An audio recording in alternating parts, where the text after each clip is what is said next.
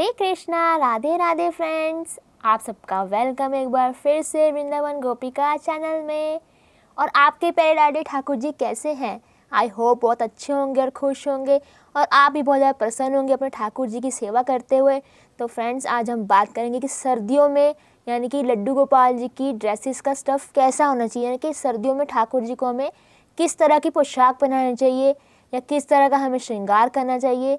तो बहुत से जो भक्तजन हैं हमें ऐसा कमेंट में लिखते हैं कि प्लीज़ बताइए, इस पर वीडियो बनाएं कि ठाकुर जी की जो पोशाक है वो किस स्टफ़ की होनी चाहिए और कैसे कैसे ऊन की होनी चाहिए, या फिर किस स्टफ़ के हम ठाकुर जी को सर्दियों में ड्रेसेस यानी कि पोशाक पहना सकते हैं। तो फ्रेंड्स, आज हम इसी के बारे में बात करेंगे। तो देखिए फ्रेंड्स, आई होप आप सब बहुत ज़्यादा यानी कि बहुत सारे भक्त जो ऐसे हैं जो ठाकुर जी के लिए रोज़ ड्रेसेस बनाते होंगे, यानी कि अपने हाथ से बनाते होंगे, अपने हाथ से सिलते होंगे, या फिर अपने हाथ से ऊन की ड्रेसेस बुन भी लेते होंगे। या फिर बहुत सारे लोग जो ऐसे हैं जो जिनको बुनना वगैरह नहीं आता या नहीं बना सकते, क्षमता नहीं है बनाने की इतनी, तो ठाकुर जी की ड्रेसेस बाज़ार से खरीद कर लेकर आते होंगे और डेली ठाकुर जी का जो श्रृंगार रोज़ करते होंगे, यानी कि लड्डू गोपाल जी का श्रृंगार करते होंगे और उनकी सुख सुविधाओं का भी ध्यान रखते होंगे। तो फ्रेंड्स देखिए, अब सर्दी आ चुकी है, कई जगह सर्दी बढ़ रही है, कई जगह भी इतनी सर्दी नहीं है, थोड़ी थोड़ी सर्दी है। जैसे कि हमारे यहाँ पे अभी ज़्यादा सर्दी नहीं हुई, नॉर्मल सी सर्दी, यानी कि जैसे हम वेलवेट के कपड़े पहन सकते हैं उतनी सर्दी, यानी कि अभी ज़्यादा गर्म स्वेटर वाली सर्दी आई नहीं है। तो आई होप शायद आपके यहाँ ज़्यादा सर्दी होगी या नहीं होगी, ये तो आपको ज़्यादा पता होगा इस बारे में। तो देखिए, जो ठाकुर जी के हमें वस्त्र हैं सर्दियों में हमें ध्यान रखना कि ठाकुर जी के वस्त्र हैं वो ऊन की होनी चाहिए या फिर शनील की होनी चाहिए, वेलवेट जिसे कहा जाता है। क्योंकि देखिए, आपको अपने यहाँ की सर्दी के अकॉर्डिंग पहनाने हैं ठाकुर जी को वस्त्र। जैसे कि अभी ज़्यादा अगर ठंड नहीं है, आपके यहाँ पे सर्दी नहीं है, तो आप इस तरह के वेलवेट के कपड़े ठाकुर जी को पहना सकते हैं। जैसे मैंने पहना रखे, क्योंकि हमारे यहाँ पे भी ज़्यादा सर्दी नहीं है, तो आप इस तरह के वेलवेट के कपड़े पहना सकते हैं। तो देखिए फ्रेंड्स, वेलवेट भी बहुत तरह की आती है। एक तो आती है बिल्कुल ढील ढाली सी वेलवेट होती है, ज़्यादा उसमें यानी कि गर्माहट नहीं होती है, वो नॉर्मल सी होती है, बस देखने को वेलवेट होती है। आपको वैसी वेलवेट बिल्कुल नहीं लेनी है या उस वेलवेट की ड्रेस बिल्कुल नहीं लेनी है। हो सकता है आप में से बहुत ज़्यादा भक्त जो हैं बाज़ार में जाने वाले होंगे या फिर बाज़ार से ले आए होंगे इस तरह की वेलवेट, तो आपको लेनी है संगनी, यानी कि आपको बिल्कुल ऐसे नहीं लेनी है कि बिल्कुल छन्नी टाइप से हो, इसमें ठाकुर जी को ठंड लगे, ऐसी वेलवेट आपको बिल्कुल नहीं लेनी है। तो आपको लेनी है अच्छी वाली वेलवेट जिसमें ठाकुर जी को बिल्कुल भी हवा ना लगे या ठंड ना लगे, यानी कि ठाकुर जी को गर्म गर्म महसूस हो, तो ऐसी वेलवेट आपको लेनी है। और अगर आपके यहाँ पे बहुत ज़्यादा ठंड है तो आप ठाकुर जी को ऊन के वस्त्र पहनाएं, यानी कि ऊन की बनी हुई ड्रेसेस ले सकते हैं। अगर आप बाज़ार से लेने जा रहे हैं तो इस बात का ध्यान रखें, जो ऊन भी बहुत तरह की होती है, आपको पता होगा, आप भी घर पे ऊन वगैरह के कपड़े यूज़ करते होंगे अपने लिए, अपने छोटे बच्चों के लिए, तो आपको पता होगा। क्योंकि ऊन भी कई तरह की आती है। ऊन में भी ऐसे देखिए कहीं खुरदरी ऊन होती है, यानी कि थोड़ा स्टफ़ उसका अच्छा नहीं होता है उस ऊन का, यानी कि हमारे ठाकुर जी के लिए सूटेबल नहीं होता। इस बात का हमें ध्यान रखना है। क्योंकि जो ऊन होती हैं, एक तो आती है बहुत सॉफ्ट ऊन आती है बाज़ार में, क्योंकि मैं भी जब ठाकुर जी के लिए ऊन लेती हूँ तो मैं देख कर लेती हूँ कि ठाकुर जी के लिए जो ऊन है वो बिल्कुल भी चुभने वाली ना हो। आपने देखा होगा बहुत सारी चमकीली ऊन वगैरह आती हैं, वो ज़्यादा चमकती तो ज़रूर है, वो हमें अच्छी तो लगती हैं, बट वो जो ऊन होती है वो बहुत ज़्यादा ठाकुर जी के लिए अच्छी नहीं होती, क्योंकि वो खुरदरी होती है, वो चुभती है। अगर मैं भी इस पर हाथ लगा कर देखूँ तो चुभने लगती है। यानी कि आप भी जब ठाकुर जी के लिए लेने जाएंगे बाज़ार में तो आप देखना उस ऊन में चुभन सी होगी, यानी कि हमें चुभेगी तो ठाकुर जी को सोचो कितनी चुभेगी, ठाकुर जी को परेशानी होगी उससे। तो फ्रेंड्स, हमें ठाकुर जी की सुख सुविधा ज़रूर देखनी है इसमें। ऐसा नहीं कि ठीक है अब ठंड आ गई, ठाकुर जी को कपड़े हमें लेके देने हैं गरम गरम या बनाने हैं हाथ से खुद से, तो कैसी भी ऊन ले लें, यानी कि कई बार हम सस्ते के चक्कर में पड़ जाते हैं। तो बिल्कुल ऐसा मत करें, ठाकुर जी के लिए सॉफ्ट सॉफ्ट ऊन लें, सॉफ्ट ऊन का स्टफ़ लें।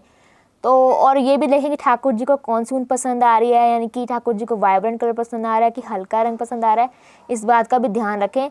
तो चलिए मैं आज आपको दिखाती हूँ कि मैं अपने ठाकुर जी को कैसे कपड़े पहनाती हूँ, यानी कि कौन से ऊन के वस्त्र पहनाती हूँ, तो आपको दिखाती हूँ। और आपको इस तरह के ऊन के स्टफ़ लेने हैं, तो चलिए दिखाती हूँ मैं आपको अपने ऊन के स्टफ़ के कपड़े, यानी कि ठाकुर जी के, लड्डू गोपाल जी के। तो ये देखिए फ्रेंड्स, आपको मैंने पहले भी दिखाई थी ये ड्रेस, ठाकुर जी को पहनाकर दिखाई थी। ये देखिए, ये जो ऊन का स्टफ़ है बहुत ही अच्छा है, ये डिज़ाइनिंग तो मैंने खुद ऊपर की है इसके ड्रेस के।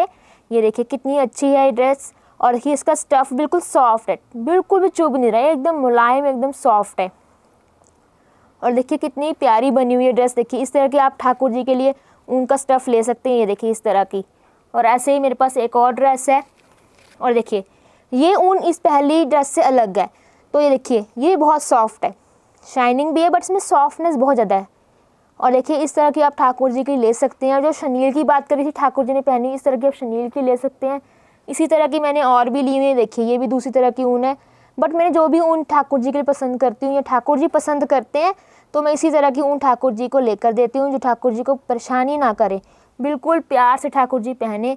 और देखिए कि ये है, ये फैदर की ऊन है, ये देखिए ठाकुर जी के लिए फैदर की ऊन है। ये देखिए कितनी सॉफ्ट है, कितने वाइब्रेंट कलर है। और आपको देखना जरूरत, चाहे चमकीली ऊन ही ले रहे हैं आप, जाकर आपको लगे कि हाँ जी ठाकुर जी को हमें चमकते हुए कपड़े पहनाने, ठाकुर जी को जचे, तो आपको ज़रूर देखना है। अगर उसमें चमकीली भी तो देखना है आपको कि वो खुरदरी तो नहीं है, या फिर वो जो चमकीली और चुभने वाली तो नहीं है ठाकुर जी के लिए। तो आपको इस तरह की ठाकुर जी के लिए ड्रेसेस लेनी है। और देखिए इस बात का ध्यान रखें, ठाकुर जी को टोपी जरूर पहनाएं। अब आगे जाके ठंड आ जाएगी तो ठाकुर जी को हमें ऐसे थोड़ा ना खाली मुकुट ही लगा के रखना है हर वक्त, तो हमें ठाकुर जी की सुख सुविधा का ध्यान रखना है। यानी कि ठाकुर जी को भी ठंड लगती है, जैसे हमारे सिर को ठंड लगती है वैसे ठाकुर जी के सिर को भी ठंड लगती है। तो ठाकुर जी को हम टोपी पहना सकते हैं। मैंने आपको पहले दिखाई भी थी किसी वीडियो में एक टोपी पहनाकर। तो देखिए जैसे कि मैंने ड्रेस के साथ मैचिंग टोपी ले रखी है, अभी मैंने ग्रीन ड्रेस दिखाई थी फ्रेंड्स आपको, तो ये उसी की टोपी है। तो इस तरह की आप टोपी ले सकते हैं। टोपी भी आजकल मैचिंग ड्रेसेस का मिल जाती है, या फिर आप खुद बुनते हैं तो आप टोपी भी साथ बुन सकते हैं उसके। तो देखिए ये भी बहुत सॉफ्ट है, बिल्कुल जो चीज़ भी लेनी है हमें बिल्कुल सॉफ्ट सॉफ्ट लेनी है ठाकुर जी के लिए। और इस बात का ध्यान रखना है कि ठाकुर जी को बिल्कुल ठंड ना लगे, ठाकुर जी भी मस्त मस्त रहें, प्यार प्यार से रहें। और आप ठाकुर जी को शॉल दें, जैसे अभी थोड़ा मौसम वैसा वाला नहीं है, तो जैसे आपके यहाँ ठंड बढ़े या अगर बढ़ चुकी है तो आप ठाकुर जी को शॉल दें। शॉल भी इसी तरह की लेनी है आपको ठाकुर जी की, जैसे आप ड्रेस ले रहे हैं तो वैसे आपको ठाकुर जी की शॉल लेनी है। तो देखिए फ्रेंड्स, आई होप आपको पता लग गया होगा। जिनके मन में ऐसा प्रश्न था कि हम ठाकुर जी को सर्दी में किस तरह की ड्रेस पहनाएं या फिर किस तरह का स्टफ़ होना चाहिए ठाकुर जी का, और ठाकुर जी की सुख सुविधा का ध्यान रखें, तो आई होप आपको पता लग गया होगा। तो अगर आपको मेरा वीडियो अच्छा लगा तो इसे लाइक करें, शेयर करें, कमेंट करें और मेरे चैनल को सब्सक्राइब करना ना भूलें। अगर कोई आपकी अदर क्वेरी है ठाकुर जी से संबंधित या लड्डू गोपाल जी से संबंधित, तो आप नीचे कमेंट में ज़रूर लिखें। तो मैं जितना मेरे में समर्थ है, जितना मैं जानती हूँ, मैं उसके अनुसार आपको उत्तर दूंगी। तो फ्रेंड्स चलिए आइए थोड़ा ठाकुर जी का यानी कि लड्डू गोपाल जी का थोड़ा गुणगान कर लेते हैं, कि महामंत्र का जाप कर लेते हैं।